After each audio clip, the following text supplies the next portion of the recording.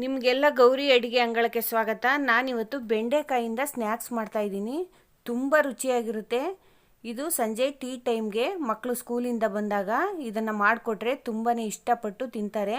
ಗೆಸ್ಟ್ಗಳು ಬಂದಾಗಲೂ ಸಹ ಇದನ್ನು ಮಾಡಿಕೊಡ್ಬೋದು, ತುಂಬಾ ಇಷ್ಟಪಡ್ತಾರೆ. ನೀವೊಂದು ಸಾರಿ ಟ್ರೈ ಮಾಡಿ ಕಮೆಂಟ್ ಮಾಡಿ ತಿಳಿಸಿ. ನೀವಿನ್ನೂ ನಮ್ಮ ಚಾನಲ್ಗೆ ಸಬ್ಸ್ಕ್ರೈಬ್ ಆಗಿಲ್ಲ ಅಂದರೆ ದಯವಿಟ್ಟು ಸಬ್ಸ್ಕ್ರೈಬ್ ಮಾಡಿಕೊಂಡು ಪೂರ್ತಿ ವಿಡಿಯೋ ನೋಡಿ. ಈಗ ಬೆಂಡೆಕಾಯಿ ಸ್ನ್ಯಾಕ್ಸ್ನ ಹೇಗೆ ಮಾಡೋದು ಅಂತ ನೋಡೋಣ ಬನ್ನಿ. ಮೊದಲು ನಾನು ಒಂದು 150 ಗ್ರಾಮ್ ಬೆಂಡೆಕಾಯಿ ತೊಗೊಂಡಿದ್ದೀನಿ. ನೋಡಿ ತೊಗೊಳ್ಳಿ, ಬಲ್ತಿರೋದು ತೊಗೋಬೇಡಿ, ಎಳೆದು ತೊಗೊಳ್ಳಿ. ಈಗ ಇದನ್ನು ಕಟ್ ಮಾಡಿ ತೋರಿಸ್ತೀನಿ ಯಾವ ರೀತಿ ಕಟ್ ಮಾಡ್ಕೋಬೇಕು ಅಂತ. ನಾನು ಒಂದು ಬೆಂಡೆಕಾಯಿನ ಮಧ್ಯಕ್ಕೆ ಕಟ್ ಮಾಡಿ ಇದರಲ್ಲಿ 4 ಪೀಸ್ ಮಾಡ್ಕೋತಾ ಇದ್ದೀನಿ, ತೋರಿಸ್ತಾ ಇದ್ದೀನಿ ನೋಡಿ. ಇದೇ ಥರ ಎಲ್ಲ ಬೆಂಡೆಕಾಯಿನೂ ಪೀಸ್ ಮಾಡಿಕೊಂಡು ನಾನು ನಿಮಗೆ ತೋರಿಸ್ತೀನಿ. ಒಂದು 10 ನಿಮಿಷದಲ್ಲಿ ರೆಡಿ ಮಾಡಿಕೊಂಡು ಈ ಸ್ನ್ಯಾಕ್ಸ್ನ ಮಾಡ್ಬೋದು. ಜಾಸ್ತಿ ಟೈಮ್ ಏನು ಬೇಕಾಗಲ್ಲ ನೋಡಿ. ಎಲ್ಲ ಪೀಸನ್ನು ಮಾಡ್ಕೊಂಡಿದ್ದೀನಿ. ಈಗ ಇದನ್ನು ಒಂದು ಬೌಲ್ ಒಳಗಡೆ ಸೇರಿಸ್ಕೊತೀನಿ. ಇದನ್ನು ಒಂದು ಬೌಲ್ ಒಳಗಡೆ ಸೇರಿಸ್ಕೊಂಡಾದ್ಮೇಲೆ ಇದಕ್ಕೆ 4 ಸ್ಪೂನ್ ಕಡಲೆ ಹಿಟ್ಟು, 4 ಸ್ಪೂನ್ ಅಕ್ಕಿ ಹಿಟ್ಟು, 2 ಸ್ಪೂನು ಚಿಲ್ಲಿ ಪೌಡ್ರು, ಒಂದು ಅರ್ಧ ಟೀ ಸ್ಪೂನ್ ಅರಿಶಿನ, ಒಂದು ಅರ್ಧ ಟೀ ಸ್ಪೂನು ಗರಂ ಮಸಾಲ, ಒಂದು ಅರ್ಧ ಟೀ ಸ್ಪೂನು ಶುಂಠಿ ಬೆಳ್ಳುಳ್ಳಿ ಪೇಸ್ಟು, ರುಚಿಗೆ ತಕ್ಕಷ್ಟು ಉಪ್ಪು, ಇದನ್ನು ಹಾಕಿ ಮಿಕ್ಸ್ ಮಾಡ್ತಾಯಿದ್ದೀನಿ. ಇದನ್ನು ಒಂದು ಸಾರಿ ನೀಟಾಗಿ ಮಿಕ್ಸ್ ಮಾಡಿ ಆಮೇಲೆ ಸ್ವಲ್ಪ ಸ್ವಲ್ಪನೇ ನೀರನ್ನು ಹಾಕಿ ಕ್ಲೀನಾಗಿ ಮಿಕ್ಸ್ ಮಾಡ್ಕೊಳ್ಳಿ. ನಾನು ತೋರಿಸ್ತೀನಿ ಯಾವ ಅದಕ್ಕೆ ಮಿಕ್ಸ್ ಮಾಡ್ಕೋಬೇಕು ಅಂತ. ನೋಡಿ, ಈ ಅದಕ್ಕೆ ಮಿಕ್ಸ್ ಮಾಡ್ಕೊಳ್ಳಿ. ಸ್ವಲ್ಪ ಸ್ವಲ್ಪನೇ ನೀರು ಹಾಕಿ ಈ ಅದಕ್ಕೆ ಬರೋವರೆಗೆ ಮಿಕ್ಸ್ ಮಾಡ್ಕೊಳ್ಳಿ.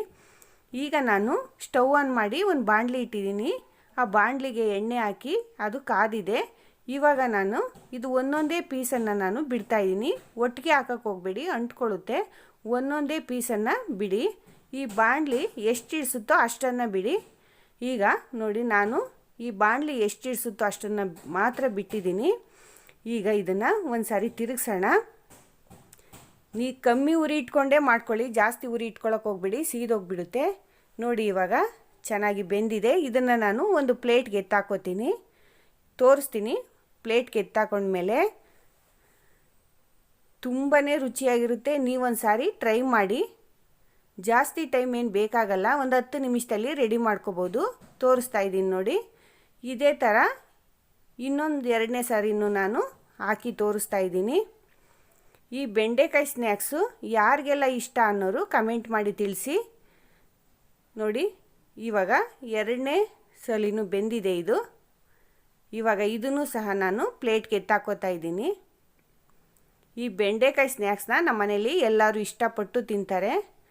ನಿಮಗೆ ಯಾರ್ಯಾರಿಗೆ ಇಷ್ಟ ಅನ್ನೋದು ಕಮೆಂಟ್ ಮಾಡಿ ತಿಳಿಸಿ.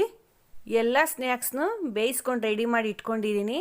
ಈಗ ಸರ್ವ್ ಮಾಡೋಣ. ನೋಡಿದ್ರೆ ಈಸಿಯಾಗಿ ಸಿಂಪಲ್ಲಾಗಿ ನಾವು ಎಷ್ಟು ಬೇಗ ರೆಡಿ ಮಾಡ್ಕೋಬೋದು ಬೆಂಡೆಕಾಯಿ ಸ್ನ್ಯಾಕ್ಸ್ನ ಅಂತ.